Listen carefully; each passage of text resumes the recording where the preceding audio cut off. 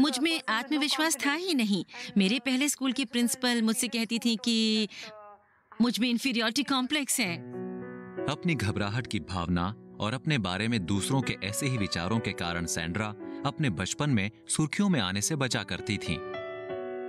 मुझे हर बार लगता था कि मैं फला काम नहीं कर सकती।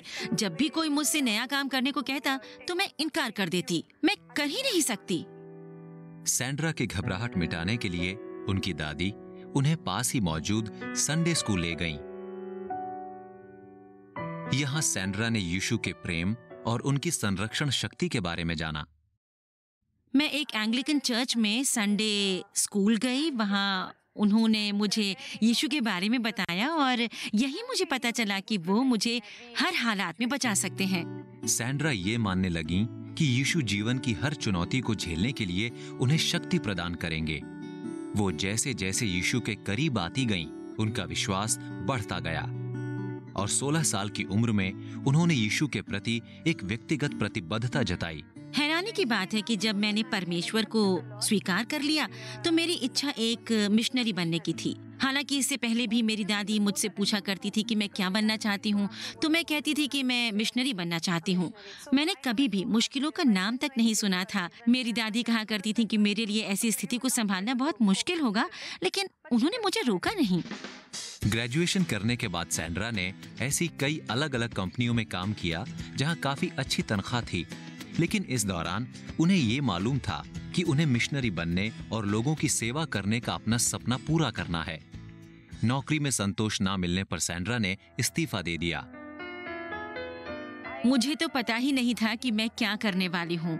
उस समय मैं परमेश्वर से पूछा करती थी कि आखिर आप मुझसे क्या कराना चाहते हैं, तो परमेश्वर मुझसे कहते थे कि मेरी तरफ मेरे काम के कारण मत देखो, मुझे मेरी हस्ती के कारण प्यार करो।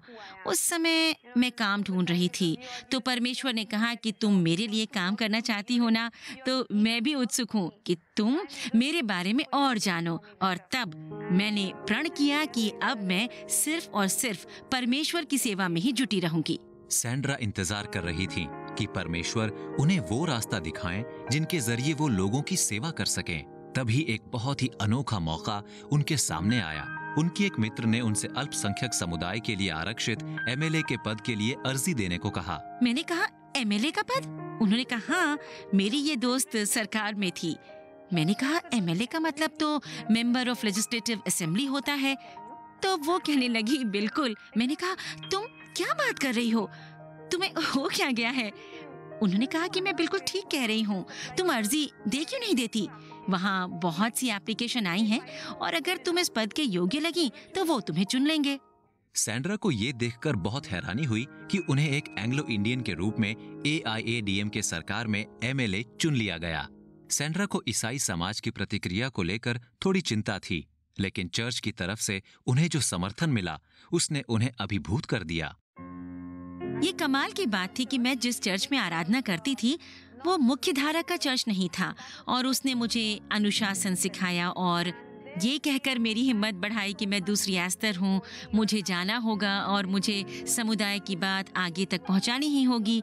तुम्हारे लिए ये मौका है परमेश्वर के बारे में बोलने का और लोगों को ये बताने का कि तुम उनमें गहरी आस्था रखती हो। तुम्हें ऐसा मौका फिर नहीं मिलने वाला। मुझे चर्च से जबरदस्त समर्थन मिला।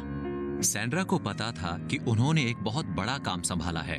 लोगों की जरूरतें बहुत ज्यादा थीं और यीशु की प्रार्थना करके उनसे दिशा निर्देश पाकर उन्होंने लोगों के लिए अच्छे से अच्छा करने की कोशिश की।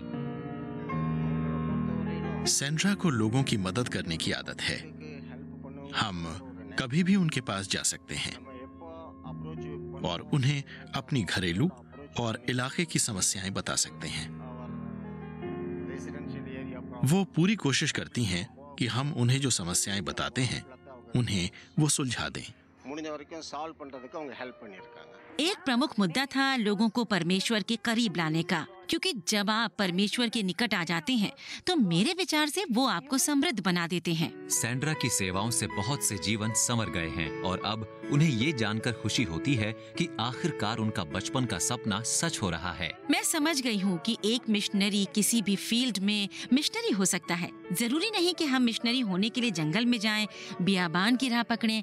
ये भी जरूरी नहीं कि हम समाज से पूरी तरह से कट जाएं या फिर समाज के प्रति अपने कर्तव्यों को ना निभाएं। हमें तो अपनी जीवन शैली सुधारनी ही चाहिए। मैं यहाँ अपनी बस्ती में भी मिशनरी हो सकती हूँ। मैंने तो यही सीखा है कि हम जिस भी फील्ड में काम करते हैं उसी में मिशनरी होते हैं। सैंड्रा की एमएलए की कार्य अवधि पूरी हो चुकी है, लेकिन आज भी वो लोगों की सेवा में जुटी रहती हैं। जिस छोटी सी लड़की को कभी चुपचाप छिपे रहने में सुकून मिलता था, आज वो एक लंबा रास्ता तय कर आई हैं और उन्होंने यीशु के लिए खुद को प्रकाशमान बनाना तय किया है। मैं महिलाओं के बीच में काम करना चाहती हूँ और ये देखना चाहती हूँ कि उन्हें ताकत मिले। मैं टूटे हुए परिवारों और छिन्न भिन्न हो चुके रिश्तों से आहत लड़कियों के साथ काम करना चाहती हूँ। मैं चाहती हूँ कि इन मुद्दों का सामना करने में उनकी मदद करूँ। मैं तो लोगों के नाम बस एक ही संदेश देना चाहती हूँ कि आप परमेश्वर के और निकट आ जाइए।